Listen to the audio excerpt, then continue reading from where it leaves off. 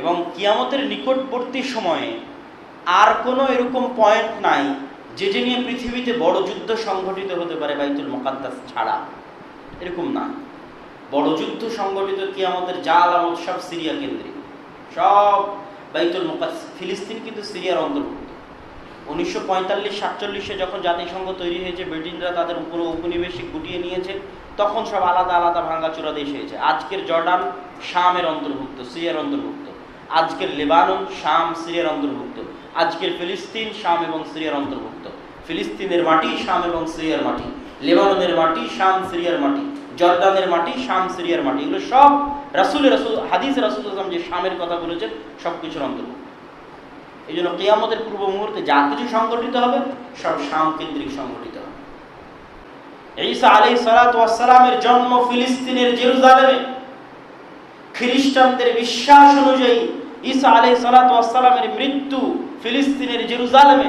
আমাদের বিশ্বাস অনুযায়ী ঈসা আলাইহিস সালাতু ওয়াস সালাম আসমানে আছেন জীবিত, কিন্তু জন্ম ফিলিস্তিনের জেরুজালেমে, বেড়ে উঠেছেন ফিলিস্তিনের জেরুজালেমে। আপনার এবং আমার নিকটে কাবা বাইতুল্লাহ যেমন মর্যাদা সম্পন্ন, ইহুদি খ্রিস্টানদের নিকটে বাইতুল মুকাদ্দাস তেমন। আপনি আজকের জার্মান, ফ্রান্স, ইতালি এদের কাছে কি না? ক্রুসেডের যখন যুদ্ধ তখন কি ছিল না তাদের কাছে? লক্ষ লক্ষ মানুষ প্রাণ দিয়েছে বাইতুল মুকাদ্দাসের জন্য, খ্রিস্টানেরা। আজকের ফ্রান্স, জার্মানি, ইতালির কাছে কি নাই?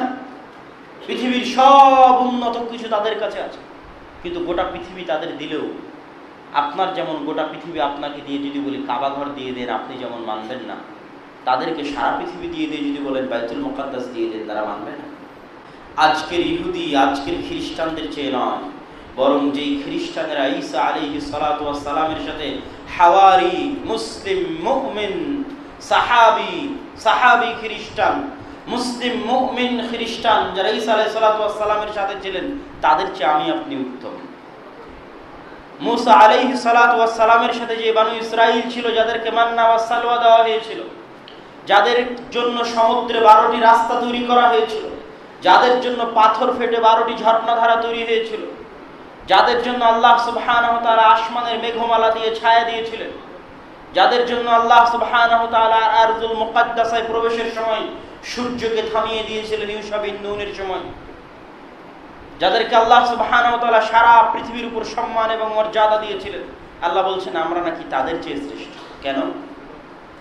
ওই মুসা আলাইহিস সালামের সাথে থাকা মুসলিম মুমিন ইহুদিদের সূরা ফাতিহা জানা ছিল না। বুঝেননি মনে হয়?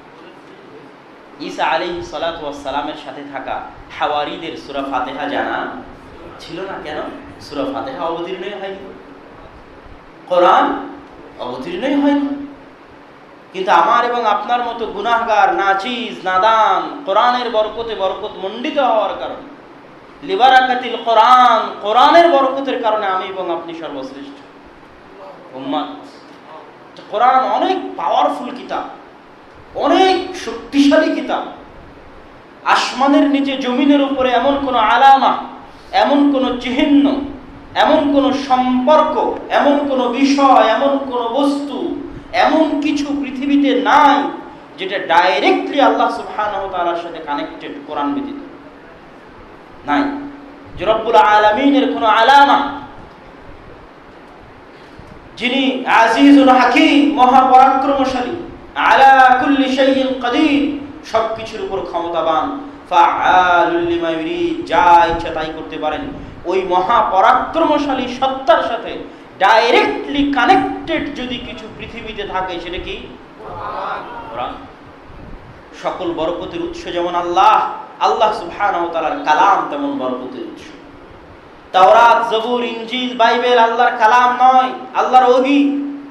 বুখারী, মুসলিমে বর্ণিত সহিহ হাদিস আল্লাহর কালাম নয়, আল্লাহর ওহী। আল্লাহ সুবহানাহু ওয়া তাআলা পৃথিবী সৃষ্টির পর থেকে নিয়ে কিয়ামত পর্যন্ত কালাম দিয়েছেন একমাত্র কোরআন, যেটা উম্মতে মুহাম্মাদি মুসলিম উম্মাহকে দিয়েছেন। আর আল্লাহর কালাম হচ্ছে সিফাতুম মিন সিফাতিল্লাহ, আল্লাহর গুণাবলীর একটা গুণাবলী, আল্লাহ সুবহানাহু ওয়া তাআলার জাত এবং সত্তার অংশ। পুরো রমাজানে যেই কাজটা আমার এবং আপনার জন্য সবচেয়ে জরুরি করা, সেটা হচ্ছে কোরআন। সুম্মাল কোরআন, সুম্মাল কোরআন। কোরআন পড়েন, কোরআন পড়েন, কোরআন পড়েন। যিনি কোরআন পড়া জানেন না উনি কোরআন পড়া শিখেন। যিনি কোরআন পড়া জানেন উনি পুরো কোরআন খতম দেন, শেষ করেন পড়তে পড়তে রমজান মাসে। রমজান কোরআন জন্মের মাস, আর কোরআন অনেক শক্তিশালী গ্রন্থ। বাইতুল মুকাদ্দাস যখন ওমর রাদিয়াল্লাহু তাআলা আনহু বিজয় করছিলেন, কোন বাইতুল মুকাদ্দাস? খ্রিস্টানদের নবী ঈসা আলাইহিস সালাতু ওয়াস সালামের মা মারিয়াম আলাইহিস সালাতু ওয়াস সালাম, যাকে খ্রিস্টানরা মা মেরি বলে ডাকে, তিনি খাদেমা ছিলেন বাইতুল মুকাদ্দাসে। ঈসা আলাইহিস সালাতু ওয়াস সালামের জন্ম ফিলিস্তিনের জেরুজালেমে। খ্রিস্টানদের বিশ্বাস অনুযায়ী ঈসা আলাইহিস সালাতু ওয়াস সালামের মৃত্যু ফিলিস্তিনের জেরুজালেমে। আমাদের বিশ্বাস অনুযায়ী ঈসা আলাইহিস সালাতু ওয়াস সালাম আসমানে আছেন জীবিত, কিন্তু জন্ম ফিলিস্তিনের জেরুজালেমে, বেড়ে উঠেছেন ফিলিস্তিনের জেরুজালেমে। আপনার এবং আমার নিকটে কাবা বাইতুল্লাহ যেমন মর্যাদা সম্পন্ন, ইহুদি খ্রিস্টানদের নিকটে বাইতুল মুকাদ্দাস তেমন। আপনি আজকের জার্মান, ফ্রান্স, ইতালি এদের কাছে কি না? ক্রুসেডের যখন যুদ্ধ তখন কি ছিল না তাদের কাছে? লক্ষ লক্ষ মানুষ প্রাণ দিয়েছে বাইতুল মুকাদ্দাসের জন্য খ্রিস্টানেরা। আজকের ফ্রান্স, জার্মানি, ইতালির কাছে কি নাই? পৃথিবীর সব উন্নত কিছু তাদের কাছে আছে, কিন্তু গোটা পৃথিবী তাদের দিলেও আপনার যেমন গোটা পৃথিবী আপনাকে দিয়ে যদি বলি কাবা ঘর দিয়ে দেন, আপনি যেমন মানবেন না, তাদেরকে সারা পৃথিবী দিয়ে দিয়ে যদি বলেন বাইতুল মুকাদ্দাস দিয়ে দেন, তারা মানবে না। ইহুদিদের সকল নবী, বানু ইসরাইলের সকল নবী ফিলিস্তিন কেন্দ্রিক প্রেরিত হয়েছে। যদি বলেন মুসা আলাইহিস সালাম তো মিশরে, তাহলে আপনাকে বুঝতে হবে যে ইব্রাহিম আলাইহিস সালাতু ওয়াস সালামের এক ছেলে ইসমাইলকে দিয়ে আল্লাহ বাইতুল্লাহ আবাদ করাতেন। ইসমাইল এবং তার বংশধরেরা কি আবাদ করত? কাবা। ওই যে আব্দুল মুত্তালিব, উনি কার সন্তান? ইসমাইলের সন্তান। আব্দুল মুত্তালিব আল্লাহ রাসূলের দাদা কার সন্তান? ইসমাইলের সন্তান। তো কাবা ঘর মুছা, রক্ষণাবেক্ষণ করা, হেফাজত করা কার দায়িত্ব ছিল? আব্দুল মুত্তালিবের, ইসমাইলের সন্তান। এই জন্য আল্লাহ রাসূল যখন বিদায় হজ্জে, তখন চাচা আব্বাস ইবনে আব্দুল মুত্তালিব জমজমের পানি মানুষকে খাওয়াচ্ছে। কেন? এটা তাদের কাজ, এটা তাদের জিম্মেদারি। আল্লাহ দিয়েছে কোরআনে, ওয়াতাহির বাইতিয়া লিত্তাইফিন, হে ইব্রাহিম, হে ইসমাইল, তোমরা আমার ঘর ঝাড়ু দিবে, পরিষ্কার করবে, পরিচ্ছন্ন রাখবে, খেদমত করবে, এটাই তোমাদের কাজ। আর ইব্রাহিম আলাইহিস সালাতু ওয়াস সালামের আরেক সন্তান ইসহাক, তিনি থাকতেন ফিলিস্তিনে, জেরুজালেমে। তো আল্লাহ সুবহানাহু ওয়া তাআলা ইব্রাহিম আলাইহিস সালামের দুই সন্তানকে দিয়ে পৃথিবীর দুইটা পবিত্র জায়গা আবাদ করেছেন। ইসমাইলকে দিয়ে কাবা আবাদ করেছেন, আর ইসহাক এবং তার বংশধরদের দিয়ে ফিলিস্তিন, জেরুজালেম, বাইতুল মুকাদ্দাস আবাদ করেছেন। ইসহাকের সন্তান ইয়াকুব, ইয়াকুবের সন্তান ইউসুফ, 12 ভাই। ইউসুফ আলাইহিস সালাতু ওয়াস সালাম বিকৃত অবস্থায় মিশরে চলে গেলেন। যখন তিনি অর্থমন্ত্রীর দায়িত্ব পেলেন, ইয়াকুব আলাইহিস সালাম সহ 12 ভাই সহ সবাইকে মিশরে ডেকে পাঠালেন। এই যে ট্রান্সফার হলো, ইসহাক ইব্রাহিম আলাইহিস সালামের এক সন্তান ফিলিস্তিন থেকে চলে গেল মিশরে। তাদের 300-400 বছর পরে ওই বংশে, ইসহাক আলাইহিস সালাতু ওয়াস সালামের বংশে, ইয়াকুব আলাইহিস সালাতু ওয়াস সালামের বংশে মুসা আলাইহিস সালামের জন্ম। উনি বনি ইসরাইল, উনি ইব্রাহিম আলাইহিস সালামের সন্তান, ইসহাক আলাইহিস সালাতু ওয়াস সালামের সন্তান, ইয়াকুব আলাইহিস সালাতু ওয়াস সালামের সন্তান। মুসা আলাইহিস সালাতু ওয়াস সালামকে আমরা বলছি উনি পালিয়ে গেছেন, উনি পালিয়ে যাননি। উনি আল আরদুল মুকাদ্দাসা, যেটা ওনার বাপ দাদার আদি ভিটা, পিতা ইব্রাহিম যেই জমিনে থাকতেন, পিতা ইসহাক যেই মাটিতে থাকতেন, পিতা ইয়াকুব যেই মাটিতে থাকতেন, ওই আদি ভিটায় উনি ফিরে যাচ্ছেন। আল আরদুল মুকাদ্দাস, ওটা ফিলিস্তিন, ওটা জেরুজালেম, ওটা বাইতুল মুকাদ্দাস। উনি পালিয়ে যাচ্ছেন মিশর থেকে, এরকম নয়। এই জন্য লোহিত সাগর থেকে ফিলিস্তিন মুখে গেলে সিনাই মরুভূমি পড়ে। 12টা যখন রাস্তা তৈরি হলো, 12টা রাস্তা কিসের জন্য? ইয়াকুব আলাইহিস সালামের 12 সন্তানের জন্য 12টা রাস্তা, 12 সন্তানের 12 বংশ, তাদের জন্য 12টা রাস্তা। ওই সিনাই মরুভূমিতে যখন পানির ব্যবস্থা ছিল না, এই জন্য যে আল আরজুল মুকাদ্দাসায় আমালেকা গোত্র ছিল, অনেক শক্তিশালী বিশাল দেহী। সিনাই মরুভূমিতে যখন পানির ব্যবস্থা ছিল না, তখন আল্লাহ পাথরে লাঠি দিয়ে আঘাত করতে বললেন মুসা আলাইহিস সালাতু ওয়াস সালাম। ফানফাজারাত, তখন পাথর ফেটে ইসনাতাই আশারা, 12টা ঝর্ণা ধারা আল্লাহ প্রবাহিত করলেন। সে 12টা কিসের জন্য 12টা? ইয়াকুব আলাইহিস সালামের 12 সন্তান, 12 বংশ, এই জন্য 12টা জন্মদান। এবং সূরা বাকারায় বনু ইসরাঈলের যত ঘটনা বর্ণিত হয়েছে সব এই সিনাই মরুভূমিতে। সেই কালেও মরুভূমি ছিল, আজকেও মরুভূমি। গুগল ম্যাপ খুললে এখনো মরুভূমি দেখতে পাবে। মিশর থেকে ফিলিস্তিন যাওয়ার পথে লোহিত সাগর পার হয়ে মাঝখানে সিনাই মরুভূমি। এগুলোই মুসা আলাইহিস সালাম এবং বনু ইসরাঈলের হাঁটা চলা থাকার জায়গা, ওখানেই তুর পাহাড়। কি বুঝাতে চাচ্ছিলাম? যে মুসা আলাইহিস সালাতু ওয়াস সালাম কতটা কানেক্টেড বাইতুল মুকাদ্দাসের সাথে, এটা বুঝাতে চাচ্ছি। যে আপনি বলবেন যে আপনি তো বললেন বনু ইসরাঈলের সব নবী বাইতুল মুকাদ্দাস কেন্দ্রিক প্রেরিত হয়েছে, কিন্তু মুসা আলাইহিস সালাম তো মিশর। না, উনি মিশর থেকে পালিয়ে নয়, ফিরে যাচ্ছিলেন আদি বাপদাদার ভিটায় বাইতুল মুকাদ্দাসে। যখন দেখলেন ওখানে আমালেকা গোত্র, তখন আল্লাহ বলল, মুসা তুমি এবং তোমার বনু ইসরাঈল মিলে যুদ্ধ করে জিহাদ করে বাইতুল মুকাদ্দাস উদ্ধার করতে হবে। তখন মুসা আলাইহিস সালাম কওমকে বললেন, চলো জিহাদ করে বাইতুল মুকাদ্দাস উদ্ধার করতে হবে। তখন মুসা আলাইহিস সালামের কওম বলেছিল, ফাযহাব আনতা ওয়া রাব্বুকা ফাকাতিলা, আপনি এবং আপনার রব যান গিয়ে যুদ্ধ করেন, আমরা পারবো না।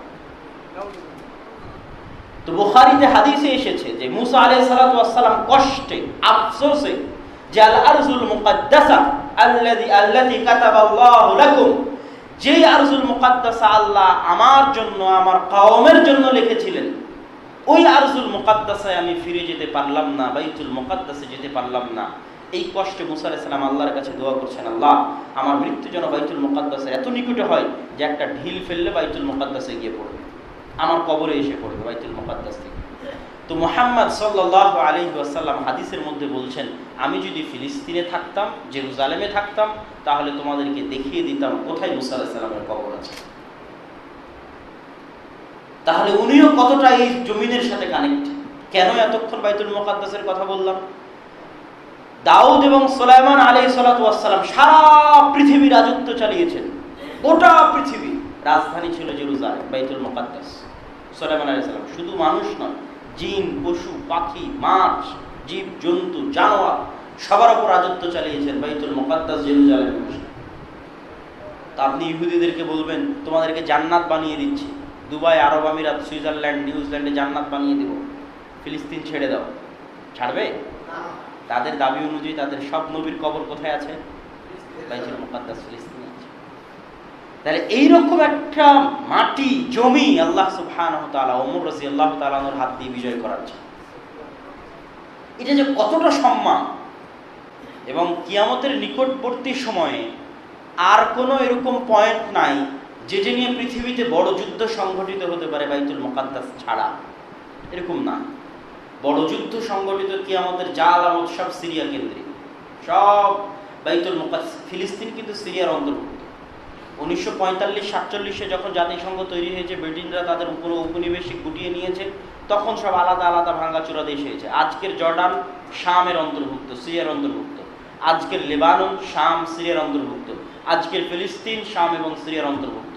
ফিলিস্তিনের মাটি শাম এবং সিরিয়ার মাটি, লেবাননের মাটি শাম, সিরিয়ার মাটি, জর্ডানের মাটি শাম, সিরিয়ার মাটি। এগুলো সব রাসূল হাদিসে রাসূল সাল্লাল্লাহু আলাইহি ওয়াসাল্লাম যে শামের কথা বলেছেন সব কিছুর অন্তর্ভুক্ত। এই জন্য কিয়ামতের পূর্ব মুহূর্তে যা কিছু সংগঠিত হবে সব শাম কেন্দ্রিক সংগঠিত হবে। তো আল্লাহ সুবহানাহু ওয়া তাআলা উম্মতে মুহাম্মাদীকেও বাইতুল মুকাদ্দাসের দাবিদার বানিয়ে দিয়েছে দুইটা সংক্ষিপ্ত ঘটনা দিয়ে। দুইটা এমন সংক্ষিপ্ত ঘটনা আল্লাহ কানেক্টেড করে দিয়েছেন ইসলামের ইতিহাসের সাথে যে আমরাও দাবিদার হয়ে গেছি বাইতুল মুকাদ্দাস, যদিও অটোমেটিকই দাবিদার। তারপরও আল্লাহ এবং রাসূল সাল্লাল্লাহু আলাইহি ওয়াসাল্লাম দুটো কানেকশন রেখেছেন। এক, আমাদের প্রথম কিবলা কোথায় ছিল? বাইতুল মুকাদ্দাস। চাইলে তো প্রথম থেকে কাবা দিয়ে দেওয়া যেত, এটা ইম্পসিবল কিছু না। কিন্তু 17 মাস 16 মাস যে কয় মাসই হোক বাইতুল মুকাদ্দাসের দিকে সালাত আদায় করার মাধ্যমে আমরা দাবিদার হয়ে গেছি যে এটা আমাদের প্রথম কিবলা। বুঝাতে পারিনি মনে হয়? এটা হচ্ছে পলিটিক্যাল ভিউ, রাজনৈতিক দৃষ্টিভঙ্গি, যে আমরা যদি প্রথম থেকে যদি আল্লাহ দিয়ে দিতেন কাবা, কোনো সমস্যা ছিল না। কিন্তু এই 16-17 মাস বাইতুল মুকাদ্দাসের দিকে সালাত আদায় করার মাধ্যমে প্রথম কিবলা হিসেবে আমরা দাবিদার হয়ে গেছি, এটা আমাদের মুসলিম। আরেকটা কি, মিরাজের রাতে আল্লাহ সুবহানাহু ওয়া তাআলা চাইলে সরাসরি বাইতুল্লাহ থেকে নিয়ে যেতে পারতেন, আসমানে নিয়ে যেতে পারতেন না? তো কোরআনের আয়াতে আল্লাহ কি বলছেন? সুবহানাল্লাযী আসরা বিআবদিহি লাইলাম মিনাল মাসজিদিল হারামি ইলাল মাসজিদিল আকসা আল্লাযী বারাকনা হাওলা। যে ওই আল্লাহর প্রশংসা বর্ণনা করছি যিনি বাইতুল্লাহ থেকে তার বান্দাকে সফর করিয়েছেন কোথায়? বাইতুল মুকাদ্দাসে। যেই বাইতুল আকসা, বাইতুল মুকাদ্দাসের চারিদিক আমি আল্লাহ বরকত দিয়ে ঘিরে দিয়েছি। আল্লাহু আকবার। কোরআনের আয়াতে বলা আছে আল্লাযী বারাকনা হাওলা, যে বাইতুল আকসার চারিপাশে আল্লাহ কি দিয়ে ঘিরে দিয়েছে? বরকত দিয়ে ঘিরে দিয়েছে। কোরআনের আয়াত। এবার ওখানে তিনি সব নবীর ইমামতি করালেন সালাত, তারপরে সেখান থেকে গেলেন মেরাজ। তাহলে এটার মাধ্যমে আল্লাহ সুবহানাহু ওয়া তাআলা মুসলিম উম্মাহকে কিসের দাবিদার বানিয়ে দিল? বাইতুল আকসার দাবিদার বানিয়ে। তো এই বাইতুল আকসা, বাইতুল মুকাদ্দাস ওমর রাদিয়াল্লাহু তাআলা বিজয় করছে। আমার বিস্তারিত বক্তব্য পাবেন 3 পর্বে ফিলিস্তিনের উপর আল ইতিসাম টিভিতে। এখনো অত মনে নাই, তখন যতটুকু পড়াশোনা করে বলেছিলাম। যদি আগ্রহ জাগে যে বিস্তারিত জানবেন, অনেক মজা পাবেন। যাদের ফিলিস্তিন সম্পর্কে আগ্রহ আছে তারা যদি এই 3টা জুমার খুতবা শোনেন অনেক আনন্দ পাবেন, অনেক ভালো লাগবে। তো ওমর রাদিয়াল্লাহু তাআলা আনহু যখন বাইতুল মুকাদ্দাস বিজয় করতে যাচ্ছেন, আগে থেকে কয়েক মাস থেকে 4000 সাহাবী জেরুজালেমে অবরোধ করে রেখেছে। নেতৃত্ব দিচ্ছেন আবু উবাইদা ইবনুল জাররাহ। তো পাদ্রীরা রাজি হয়েছে যদি আমিরুল মুমিনিন খলিফাতুল মুসলিমিন আসে তাহলে আমরা চাবি দিয়ে দেব, জেরুজালেম সমর্পণ করে দেব। আবু উবাইদা ইবনুল জাররাহ চিঠি লিখলেন আমিরুল মুমিনিন এই অবস্থা। আমিরুল মুমিনিন লিখলেন আমি আসছি বলে উনি মাত্র একজন সফর সঙ্গী নিয়ে রওনা হয়েছে। তো যেই মুহূর্তে জেরুজালেমের গেটে প্রবেশ করতেছেন, লক্ষ লক্ষ খ্রিস্টান অপেক্ষায় আছে, আর 4000 খালি সাহাবী আছে আল্লাহ রাসূল। সেনাবাহিনী যত বড়, সাহাবী কত হাজার আছে? 4000, যার নেতৃত্ব দিচ্ছে আবু উবাইদা ইবনুল জাররাহ। অনেক মহান, পরহেজগার, উচ্চ মর্যাদা সম্পন্ন শহীদ সাহাবী, বিশাল মুজাহিদ আবু উবাইদা ইবনুল জাররাহ। তো উনি ওমর রাদিয়াল্লাহু তাআলা আনহুর দৃশ্য দেখে হন্তদন্ত হয়ে ছুটে এসে বলছেন, ইয়া আমিরুল মুমিনিন ইন্নার রোমান ইয়ানজুরু ইলাইনা নাজরাতা কিল্লা। হে আমিরুল মুমিনিন, আজকে আপনার পোশাক আর আজকে আপনার আশার গতি, যেভাবে আপনি উটের রশি ধরে টানতে টানতে আসছেন আর যে পোশাক পরে এসেছেন, ইয়ানজুরু ইলাইনা রোমান, রোমানরা তখন মোস্ট পাওয়ারফুল, গোটা পৃথিবীতে সবচেয়ে পাওয়ারফুল সাম্রাজ্যের অধিকারী। এখানে একটা মিনিট ওয়াকফা দিই, আমিও আগে এটা জানতাম না। সেটা হচ্ছে রোমান মানে আমরা যদি বুঝি ইতালি বা ইউরোপীয় ইউনিয়নের রোমান, এটা ভুল।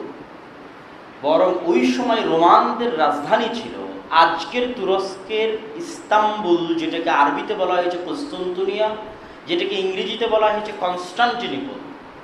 এই কুস্তুনতুনিয়া, কনস্টান্টিনোপল বা ইস্তাম্বুল কেন্দ্রিক খ্রিস্টানদের যে রোমান সাম্রাজ্য ছিল, গলিবাতির রোম দ্বারা ওই রোমান উদ্দেশ্য, হাদিসে ভবিষ্যৎবাণী করা যত রোমান আছে, কিয়ামতের পূর্ব মুহূর্তে যুদ্ধ হওয়া, সেটা দ্বারা ওটা উদ্দেশ্য। ইতালির রাজধানী রোম কেন্দ্রিক যে রোমান সাম্রাজ্য ছিল সেটা উদ্দেশ্য নয়।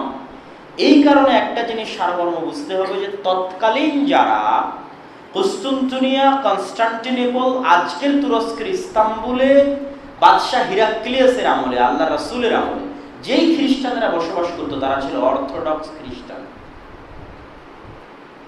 যাদের ধর্মীয় নেতাকে প্যাট্রিয়ক, আরবিতে ওখানে লেখা আছে বাতরিক, বুখারীর হাদিস, একদম প্রথমে 1-2 হাদিসের আল বাতারিকা, বাতরিক, পোপ নয়, সেটা হচ্ছে আজকের রাশিয়া, ভ্লাদিমির পুতিনের রাশিয়া। ওরা যে খ্রিস্টান ধর্মের অনুসারী এবং ওদের যে খ্রিস্টান ধর্মের গুরু, এরা হচ্ছে ওই অর্থোডক্স খ্রিস্টান ধর্মের অনুসারী এবং এরা হচ্ছে ওই রোমান এম্পায়ারে ফিরে যাওয়ার দাবিদার।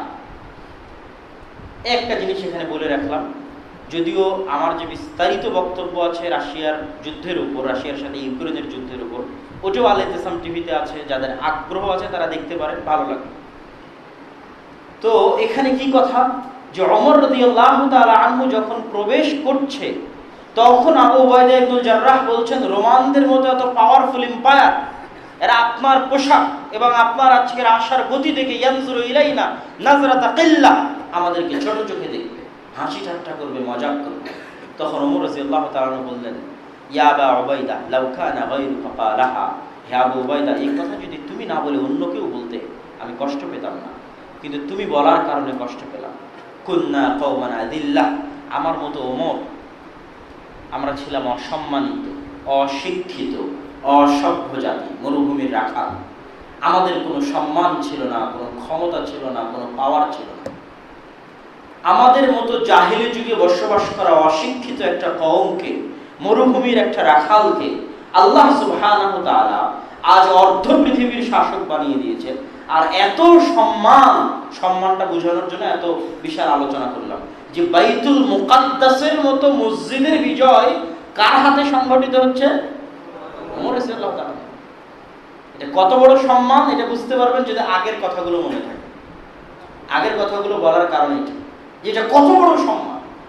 আমার মতো মরুভূমির রাখালের হাতে বাইতুল মুকাদ্দাসের চাবি সমর্পিত হচ্ছে। কুন্না কওমান আদিল্লাহ। তো আল্লাহ সুবহানাহু ওয়া তাআলা আ'আজ্জানাল্লাহ, আল্লাহ আমাদেরকে সম্মান দিয়েছে বিল কোরআনি ওয়া বিল ইসলাম, কোরআনের বরকতে। কিসের বরকতে? জোরে বলেন, কিসের বরকতে? তোমরা যতই শক্তিশালী হও, যদি কোরআনের বরকতে বরকতমণ্ডিত না হও, কোরআন না পড়ো, কোরআন তেলাওয়াত না করো, নিজে কোরআনের বরকতে বরকতমণ্ডিত হলে না, নিজের পরিবারে কোরআন তেলাওয়াত হলো না, গোটা দেশে কেউ কোরআন পড়ে না, শুধু মরলে নাকি একত্রিত হয়ে কোরআন পড়তে হয়, শুধু কোরআনে চুমু দিতে হয়, বুকে লাগাতে হয়। কোন মুসলমানের সন্তান কোরআন পড়া জানে না। ইসআল নাফসাক, কতদিন আপনি কোরআন খুলে দেখেননি? কতদিন আপনি কোরআন খুলে তেলাওয়াত করেননি? আমি বলেছি রব্বুল আলামিন, রব্বুল আরশিল আযীম, আরশের যিনি মালিক, আসমান এবং জমিনের যিনি সৃষ্টিকর্তা, তার যদি কোনো আলামা, কোনো চিহ্ন, কোনো শিআর আসমানের নিচে থেকে থাকে, সেটা শুধুই কোরআন। কানেক্টেড, শুধু কার সাথে সম্পৃক্ত? আল্লাহর সাথে সম্পৃক্ত। এত বড় নিয়ামত। কোরআনের বরকতে রমজান সর্বশ্রেষ্ঠ মাস, কোরআনের বরকতে লাইলাতুল কদর সর্বশ্রেষ্ঠ রাত্রি, কোরআনের বরকতে মুহাম্মদ সাল্লাল্লাহু আলাইহি ওয়াসাল্লাম সর্বশ্রেষ্ঠ নবী, কোরআনের বরকতে আমি আপনি সর্বশ্রেষ্ঠ উম্মাহ। এই কোরআন যদি তোমরা অবমূল্যায়ন করো, অবহেলা করো, তোমাদের যতই ক্ষমতা পাওয়ার থাকুক, তোমাদের ভাগ্যে অপমান লেখা থাকবে, তোমাদের ভাগ্যে লাঞ্ছনা লেখা থাকবে। আপনি যদি মনে করেন যে আপনার সম্মান এবং আপনার মর্যাদার কারণ শক্তি পারমাণবিক বম, জি না। আজকে পাকিস্তানের কাছেও পারমাণবিক বম আছে, কিন্তু আমেরিকা থেকে চিঠি আসছে যে ইমরান খান তোমাকে আদামে ইতিমাদ যে তাহরিক চলছে, নো কনফিডেন্স যে তাহরিক চলছে, আন্দোলন চলছে, এটাতে যদি তুমি আত্মসমর্পণ না করো তাহলে তোমার এমন অবস্থা করবো যেটা কল্পনা করতে পারবে না। তো এখন তার পতনের সময় অতি নিকটে, যারা আপডেট রাখেন তারা জানেন। অথচ পারমাণবিক বমের মালিক পাকিস্তান। সম্মান নাই, ইজ্জত নাই, গোলামের মতো জীবন, সাউন্ড করার মতো পাওয়ার নাই, কথা বলার মতো শক্তি নাই। সম্মান ইজ্জত কোথায় থেকে আসবে যদি জাতি কওম কোরআনের মূল্যায়ন না করে? আর যদি ফকির মিসকিন হন, ফকির মিসকিন। আল্লামা ইকবাল কবিতার মধ্যে বলেছে, আমি এই জায়গাতে এই স্টেজে এর আগের আলোচনায় কবিতাটা পাঠ করে গেছিলাম। কি বলেছে আল্লামা ইকবাল? যদি ফকিরও হয়, মিসকিনও হয়, যে আমাদের যারা ফকির ছিল, মিসকিন ছিল, মরুভূমির রাখাল ছিল, এদের আত্মমর্যাদা, আত্মসম্মান এত বেশি ছিল যে পৃথিবীর যারা বড় বড় পাওয়ারফুল, বড় বড় ধনী, এরা তাদের আত্মমর্যাদাকে ভয় করত। আমাদের সালাফুস সালেহিন। এই আত্মমর্যাদা কোথায় থেকে আসে? কোরআন থেকে আসে।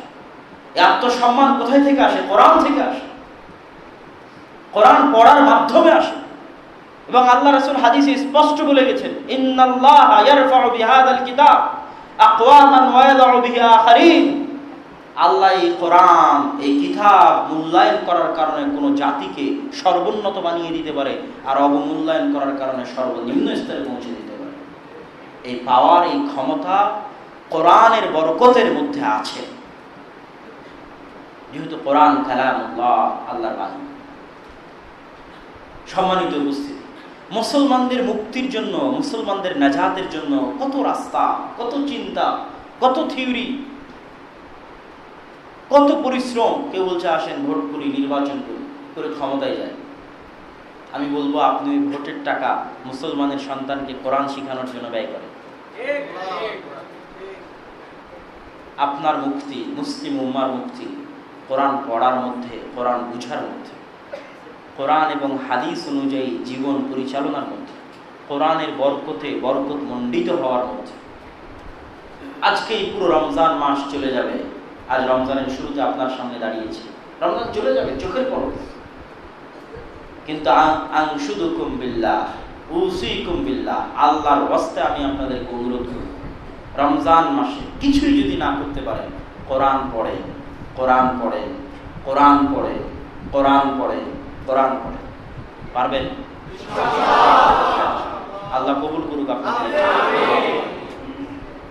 যারা কোরআন পড়তে পারেন তারা কোরআন খতম করবে, শেষ করবে, আর যারা পড়তে পারেন না তারা কোরআন শিখবেন এবং মাথায় এই জিনিস ইনস্টল করে নিয়ে যাবেন যে আমি যদি কোরআন, কত যুবক আজকে জুমার পরেও একজন আসলো বলছে ভাই আমি জেনারেল লাইন থেকে দাওয়াতি কাজ করতে চাই, কি করতে পারি, কোন বই পড়বো? তুমি কোরআন পড়া জানো? না, আমি তো কোরআন পড়া জানি। আজি তুমি মানুষের কালাম পড়ে কি করবে? তুমি আল্লাহর কালাম পড়া জানো না। তুমি আমি আব্দুল্লাহ আমার বক্তব্য শুনে কি করবে? আব্দুর রাজ্জাক বিন ইউসুফের বক্তব্য মুখস্থ করে কি করবে? ডাক্তার জাকির নায়েকের বক্তব্য শুনে কি করবে? পৃথিবীর বড় বড় আলেম ওলামার বক্তব্য বই পুস্তক পড়ে কি করবে? তুমি কার কিতাব পড়া জানো না? কালামুল্লাহ, আল্লাহর কিতাব পড়া জানো না। আল্লাহর কিতাব পড়ো, আল্লাহর কিতাব পড়া শিখো। এটাই প্রথম কাজ, এটা দিয়েই শুরু করো, এটা দিয়েই স্টার্ট করো।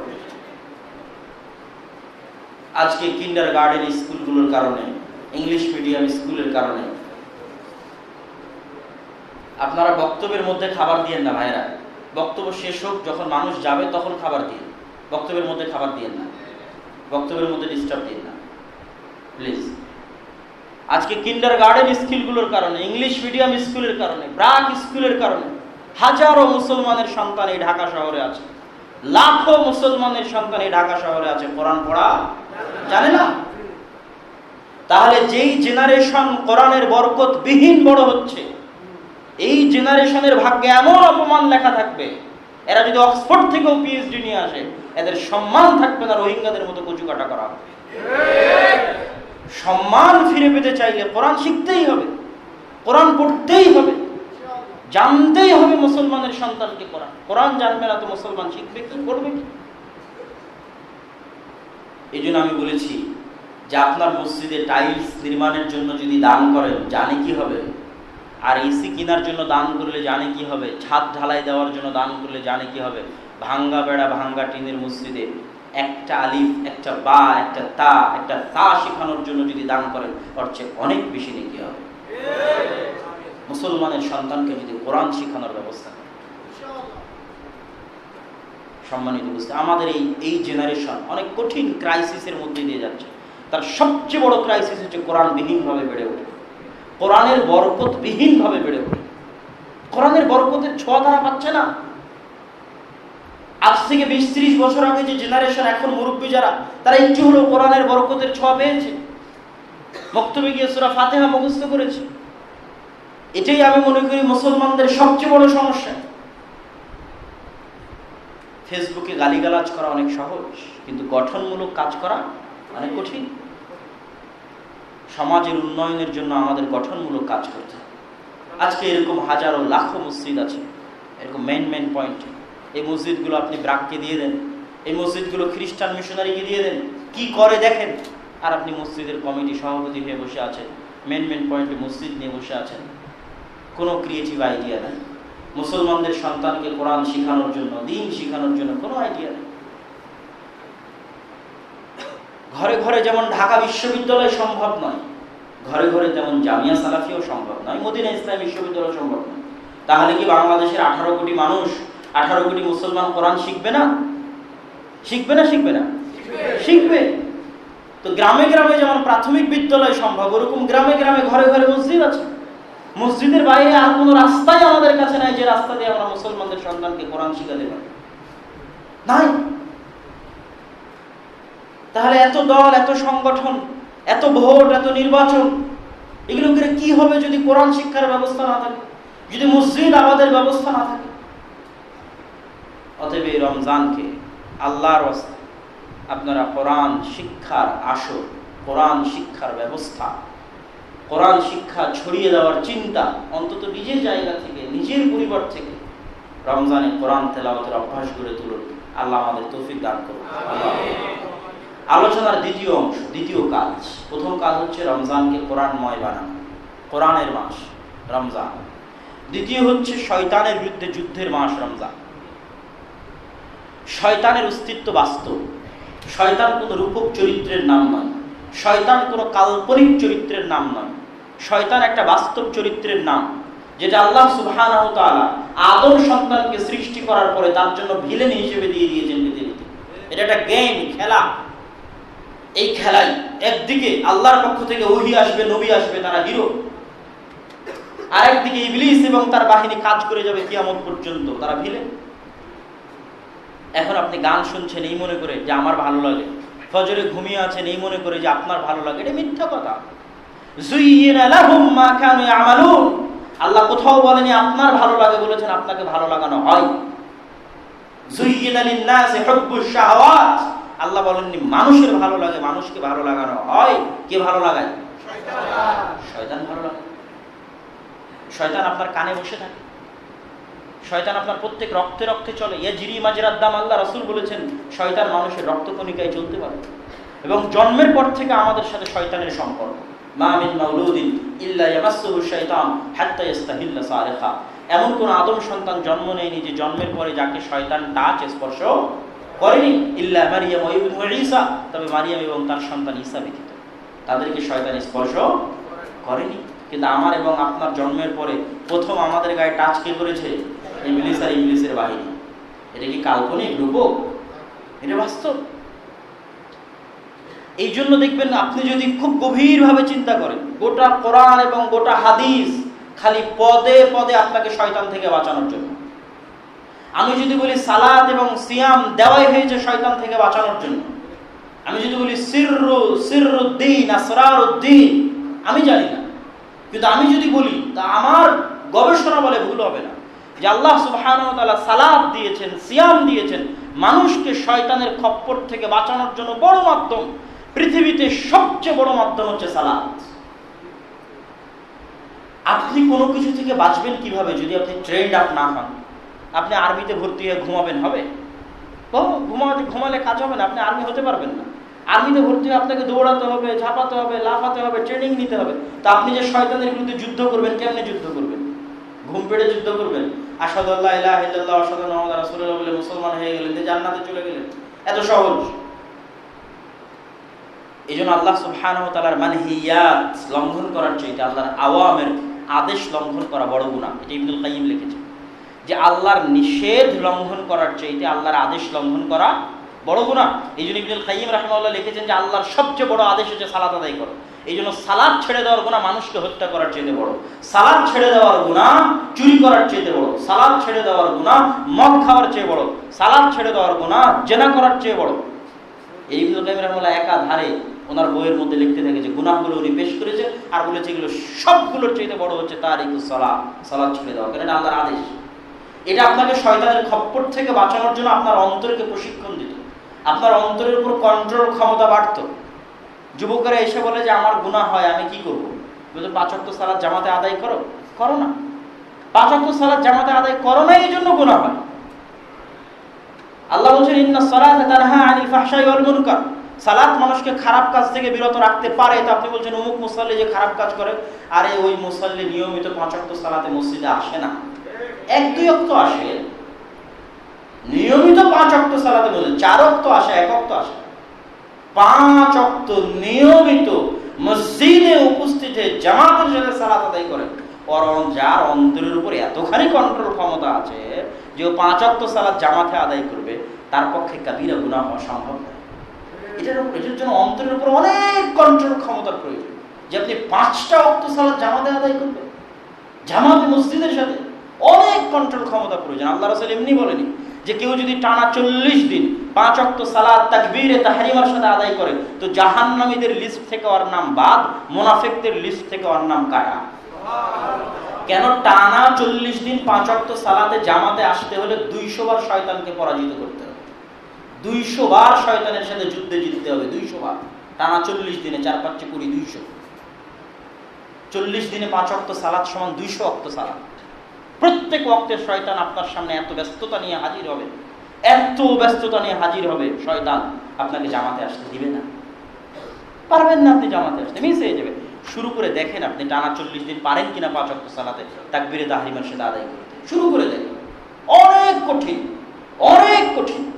তো যার অন্তর টানা 200টা যুদ্ধে শয়তানকে পরাজিত করতে পারে, এতখানি তার অন্তরের উপর কন্ট্রোল ক্ষমতা, ও আসলে জাহান্নামে যাওয়ার মতো আমল করতে পারে না। যে এরকম একটা প্রশিক্ষণ কোর্স কমপ্লিট করে ফেলেছে, ট্রেনিং সেশন কমপ্লিট করে ফেলেছে আর্মির, বুঝতে পারেননি শয়তানের বিরুদ্ধে যুদ্ধে, যে 200টা যুদ্ধে শয়তানকে পরাজিত করেছে টানা 40 দিন। যার অন্তর এতখানি ট্রেন্ড আপ হয়ে গেছে, ও আসলে পরবর্তী যুদ্ধগুলোতে শয়তানকে অতি সহজেই হারিয়ে ফেলবে। এই জন্য তার দ্বারা জাহান্নামে যাওয়ার মতো আমল সাদের হবে না, কেন শয়তানের বিরুদ্ধে যুদ্ধ করা শিখে গেছে। তাহলে সালাত দলিল, আমি যে বললাম সালাত আল্লাহ দিয়েছে শয়তানের কবল থেকে বাঁচানোর জন্য, হাদিস থেকে দলিল। মা মিন কারিয়াতিন, এমন কোন গ্রাম যেই গ্রামে 3 জন মুসলমান বসবাস করে, রাসূল সাল্লাল্লাহু আলাইহি ওয়াসাল্লাম বলেছেন, মরুভূমি হোক, সমুদ্রের অতল গহ্বরে হোক, জঙ্গলে হোক, ইংল্যান্ড আমেরিকায় হোক, কয়টা মুসলমান বসবাস করে? 2 বা 2 এর অধিক, 3 জন মুসলমান বসবাস করে। ওরা যদি আযান দিয়ে, ইকামত দিয়ে জামাতে সালাত কায়েম না করে, ইল্লা ইস্তাহওয়াযা আলাইহিমুশ শাইতান, তাহলে এরা সবগুলো শয়তানের গোলাম হয়ে যাবে। তাহলে আল্লাহ রাসূলের হাদিস কি প্রমাণ করলো? 3 জন মুসলমান হলো আযান দিয়ে, ইকামত দিয়ে জামাত কায়েম করতে হবে। তার মানে জামাত কার হাত থেকে বাঁচায়? শয়তানের হাত থেকে বাঁচায়। যদি জামাত কায়েম না করে, ওদেরকে কে খেয়ে ফেলবে? শয়তান খেয়ে ফেলবে। পরের বাক্য কি? যেমন ভাবে পালবিহীন ভেড়াকে বাঘে খেয়ে ফেলে। এই জন্য আমি বলেছি জামাতবদ্ধ জীবনযাপনের যতই ব্যাখ্যা করেন, জামাতবদ্ধ জীবনযাপনের সবচেয়ে বড় ব্যাখ্যার একটা ব্যাখ্যা হচ্ছে 5 ওয়াক্ত সালাতে মসজিদে উপস্থিত হওয়া। যে 5 ওয়াক্ত সালাতে মসজিদে উপস্থিত হয় না, ও মুসলমানদের জামাত বিচ্ছিন্ন, ও শয়তানের গোলাম, শয়তানের দাস। আর যে 5 ওয়াক্ত সালাতে জামাতে উপস্থিত হয়, ও মুসলমানদের জামাতের সাথে আছে, জামাতবদ্ধ জীবনযাপন করছে। তাহলে এই রমজান হচ্ছে শয়তানের বিরুদ্ধে যুদ্ধের মাস। ইবনুল কাইয়িম রাহিমাহুল্লাহ লিখছেন, যখন মানুষ না খেয়ে থাকে তখন রক্তনালী সংকুচিত হয়ে যায়, শয়তান রক্তনালীতে প্রবেশ করতে কষ্ট পায়, অত সহজ হয় না রক্তনালীতে প্রবেশ করা। তাহলে টানা 30 দিন যখন আপনি না খেয়ে থাকবেন, এই জন্যই কিন্তু আল্লাহ রাসূল বলেছেন যে যুবকের বিয়ে করার সামর্থ্য নাই, ও যেন কি পালন করে? সিয়াম পালন করে। কেন? বেশি খেলে শয়তান বেশি শরীরে ঢুকতে পারে, বেশি গুনাহ হবে। খাবে না, না খেয়ে থাকবে, শয়তান ঢুকতে পারবে না বডির মধ্যে, গুনাহ কম হবে। তাহলে টানা 30 দিন যদি আপনি না খেয়ে থাকেন, আপনার শরীরে 11 মাস যে শয়তানের প্রভাব ছিল এটা কমবে।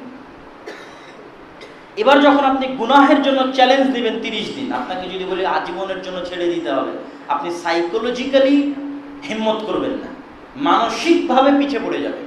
আমি বললাম আপনি আজীবনের জন্য দাড়ি ছেড়ে দেন, আপনি সাইকোলজিক্যালি হিম্মত হারিয়ে ফেলবেন। আপনাকে আজীবনের জন্য এখনই আপনাকে পর্দা শুরু করতে হবে। মানসিকভাবে কিন্তু আপনি দুর্বল ইমানের যারা, তারা সাহস করবে না। যাদের মজবুত ইমান, আল্লাহ যাদের উপর দয়া করেছে তাদের কথা নয়।